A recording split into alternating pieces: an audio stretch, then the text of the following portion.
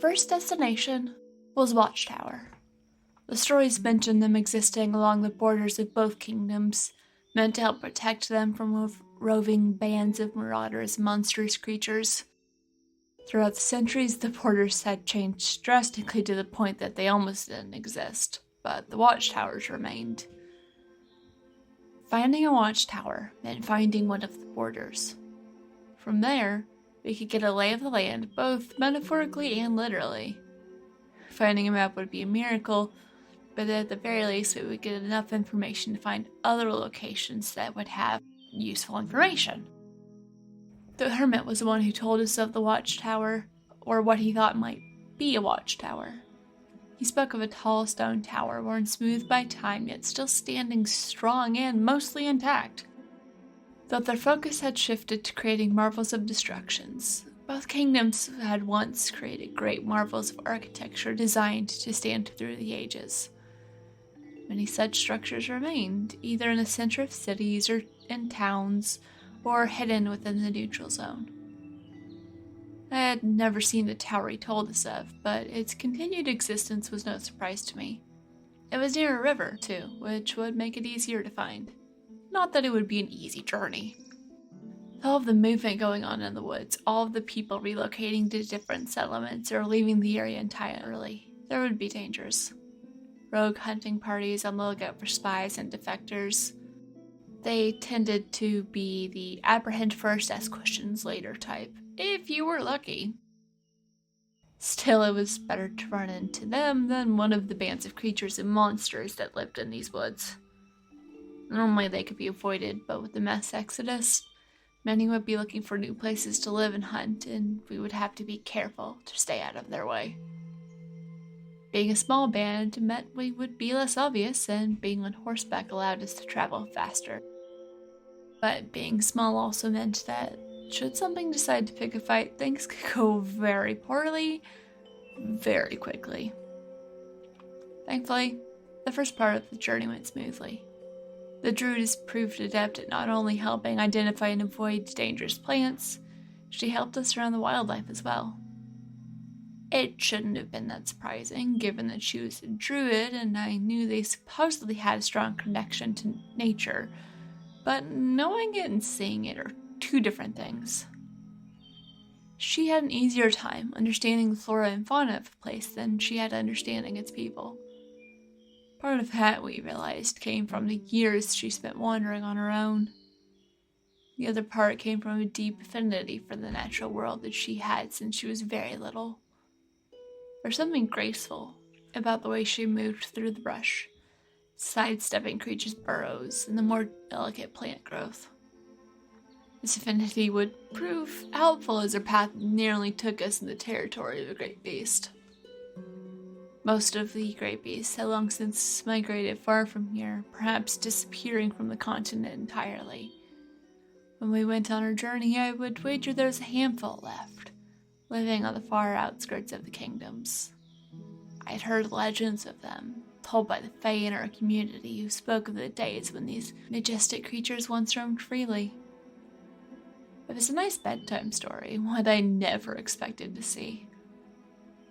Then again, many unexpected things were happening, so I shouldn't have been surprised when the druidess signaled for all of us to crouch near some dense brush. We followed her lead and hid. I started to ask what we were hiding from. The list of potential threats swirling through my mind came to a screeching halt as I saw what she had sensed. It was large and absolutely magnificent, and more than a little terrifying. Never before had I seen a creature so large and docile. The closest comparison I can make is a deer, but that doesn't do it justice. The eyes reminded me of falling stars caught in the boughs of trees. Trees whose branches spread wide as they trailed down the ridge from the top of the head down the sloping neck. Some of those may have continued along the flank as well, but that more closely resembled writhing vines than twisting branches. I would have thought that the forest itself was moving had we not been close enough to make out the form. The 4 long legs that looked more like tree trunks than legs leading to a body covered in brambles.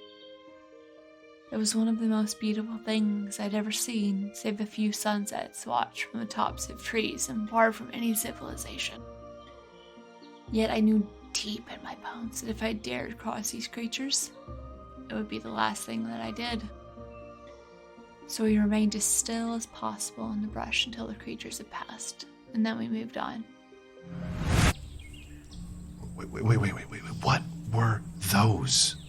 My people, we call them the Great Ones, or the Old Ones, for they are great, and they've been here since the beginning and will remain here until the end.